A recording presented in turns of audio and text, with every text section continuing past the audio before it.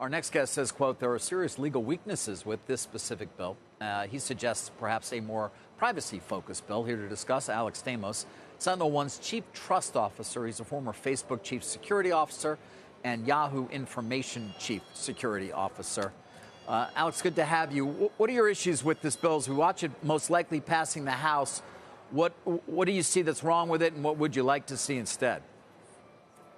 It does look like the bill is going to pass the House, and now the Senate has a decision to make. I think political expediency would be to do the easy thing and just pass a pretty much identical bill.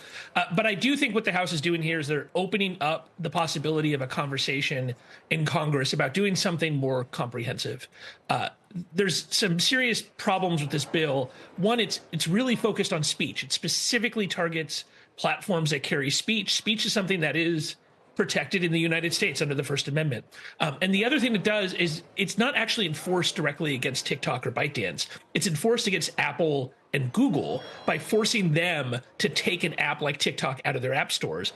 And so as a result, you end up with at least 3 different groups: TikTok users, ByteDance, and then Apple and Google and other app store makers, all with the ability to fight this bill and an economic incentive for Google and Apple to actually be the ones who foot the bill for 5 years of litigation on this. And so I'm really worried about TikTok and its PRC ownership. I think we should do something, and we need to protect Americans' data from companies that are controlled by the People's Republic of China.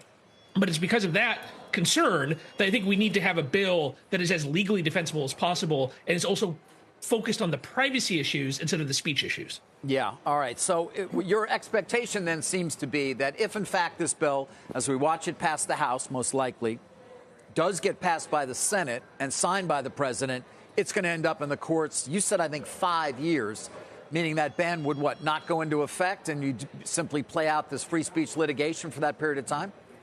Yeah, I mean, I think if the bill passed as it is right now, I think the biggest winners are the lawyers, right? As unfortunately they win a lot when things like this happen. There will be years and years of litigation from all of these different parties, and TikTok will be part of it. But you'll also have American companies who are footing the bill because Apple and Google do not like the idea of Congress passing bills telling them what they can and can't put on their phones, which raises very legitimate First Amendment issues and other kinds of issues around the protections American companies have to operate in the way they want. I think what would be much more fair and would actually deal with the problem better would be a federal privacy law that first standardizes all of these different privacy laws that are being passed by the states. This is a real economic problem for lots of companies, is that we're ending up with a patchwork of laws across the United States, and it's very hard for them to figure out how to operate in the U.S. And second, applies to every company, protects Americans' data, and specifically says that Americans' data cannot be stored or accessed from certain adversary countries, which include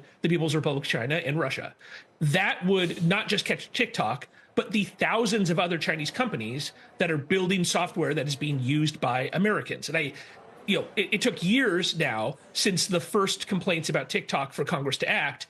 It's completely inconceivable that Congress is going to pass a bill every single time we end up with a Chinese company posing this kind of risk. And so we need something more comprehensive that catches a broader set of Chinese companies and also applies to American companies and give American companies a good standard privacy rules for the entire country.